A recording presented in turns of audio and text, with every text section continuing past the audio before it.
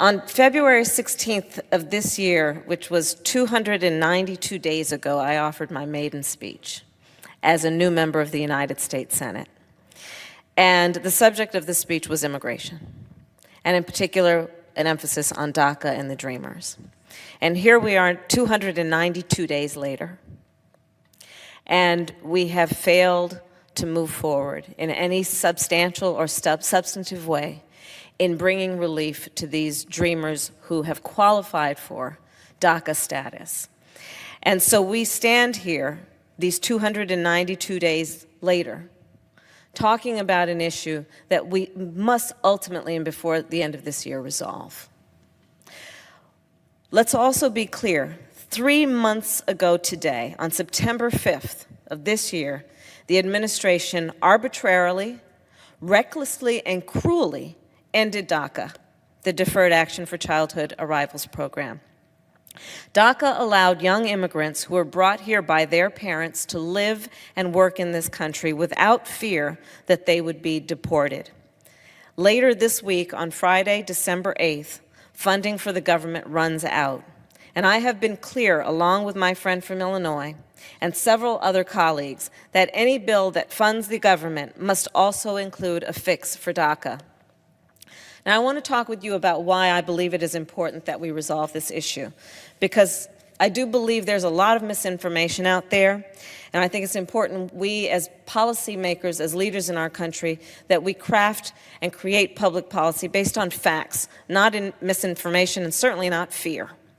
So let's begin by being very clear. The decision to rescind DACA is part of a much broader and troubling attempt to remake the demographics of the country by cracking down on immigrants.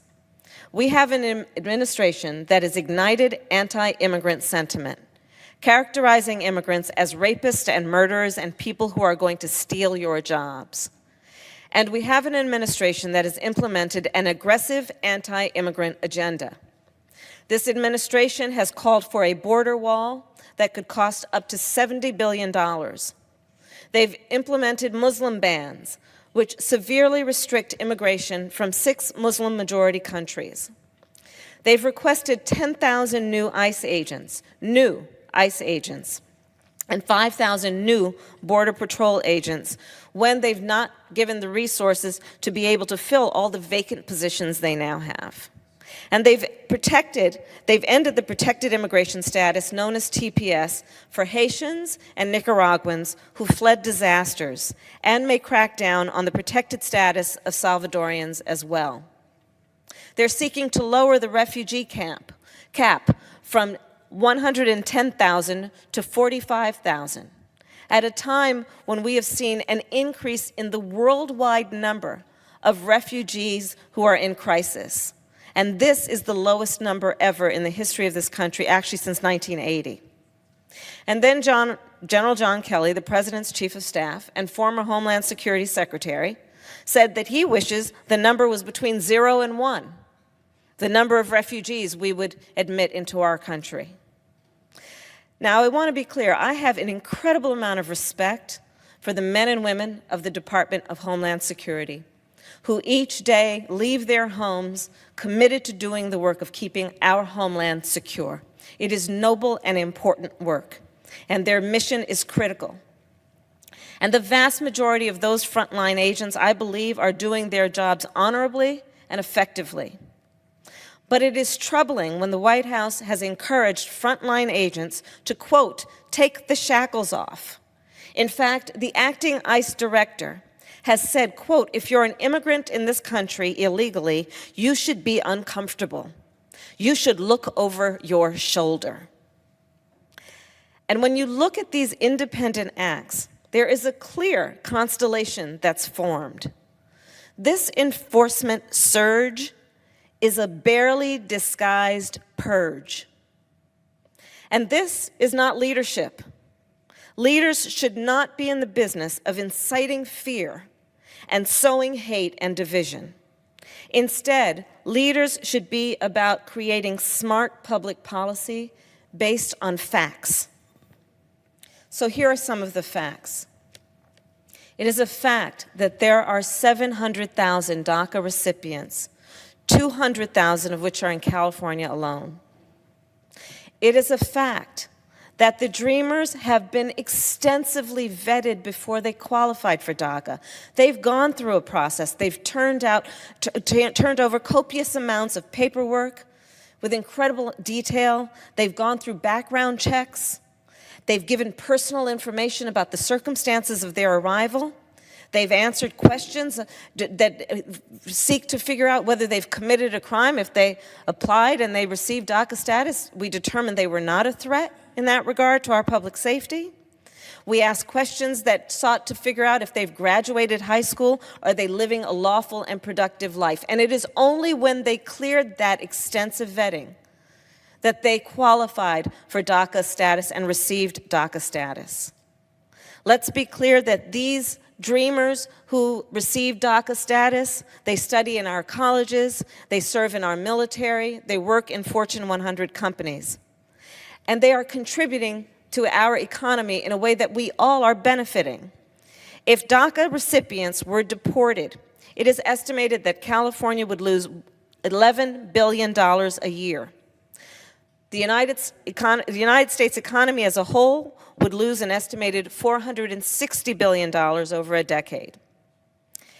It is a fact also that these young people have stood in classrooms and stood in line in many places and placed their hand over their heart, pledging allegiance to the flag of the United States, a flag that many of us wear on our lapel, a flag which represents the best of what we are in terms of the ideals upon which we were founded. We must be true to those ideals and consistent in the way that we approach so many issues as applied to this issue about what we do with these DACA kids. We must keep our word and our promise to them and guarantee what we promised, which is that we would not share their personal information with ICE. They would not be deported if they continued to follow the rules. And in my experience, it is also true that many who have an opinion or have expressed an opinion or who have the opportunity to make a decision about this issue have never met a Dreamer. We can't fault that. But what we can ask is that those who have the power to make a decision on this issue make it their business and make an effort to really understand who we're talking about. Senator Durbin talked about it. Senator Carper talked about it. My colleagues will be talking about who these Dreamers are, who these young people are. And you know, I have to tell you, I've been a bit troubled when I've had this conversation. I remember when I had a conversation many months ago with the then nominee to head up the Department of Homeland Security, General John Kelly. And I asked him if he had ever met a Dreamer. And he said he had not. And then went on to say, when I asked, well, can I arrange a meeting? He said, well, how about if I could take a meeting instead with their representative? That's disheartening. Before our colleagues make a decision about where they stand on this policy, I believe it is only fair, it is only the right thing to do, that they make an effort to sit down and talk with a Dreamer and get to understand who they are and the circumstances of their arrival, and how they are contributing to our country. There are going to be hundreds of Dreamers here tomorrow on Capitol Hill, and I want to thank them for their leadership and their tireless advocacy, because their stories will change hearts and minds. And let me just tell you a few. My colleagues have shared some. I'll share some others.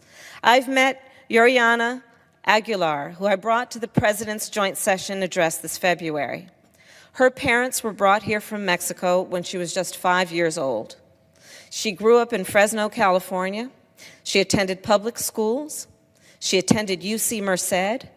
She was the first DACA recipient to earn a PhD, and now is a biomedical researcher in Chicago focused on the human heart, doing everything she can to improve the condition and the lives of the people in our country because of the work that she has done and the research she has done. I've met Eric Yang, who came from South Korea.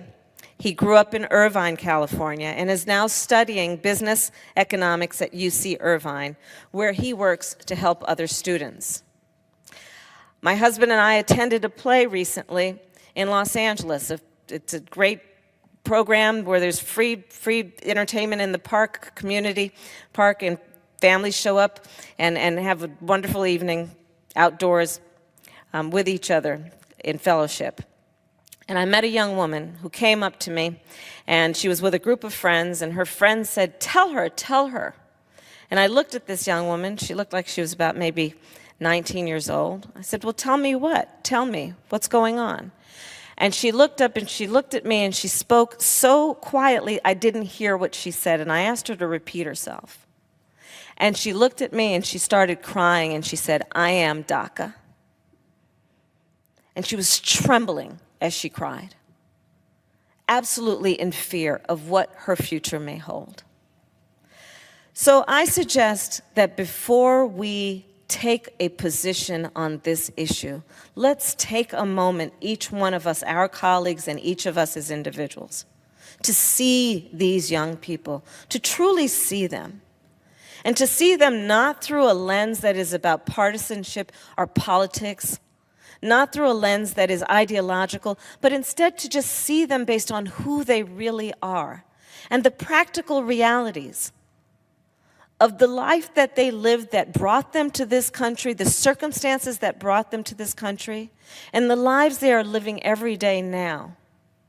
These are incredible young people who are doing everything we hope and pray will epitomize the American dream. Work hard, be respectful, play by the rules, contribute to your community, have dreams and aspirations about how you can be productive. That's who these young people are. So let's reject the fear-mongering. Let's also understand that this is an imminent issue, and this is something we must address immediately. Let's agree that each day in the life of these young people is a very long time. Each day that they go to sleep at night worried about a knock on the door at midnight that might tear them away from their families is a very long time. Let's not wait. Let's not wait to help them. And let's reject those folks who say there is no crisis, folks who say this is not an emergency. Let's understand that for these 700,000 dreamers who cannot concentrate at school or at work and who are terrified of that midnight knock, this is an emergency.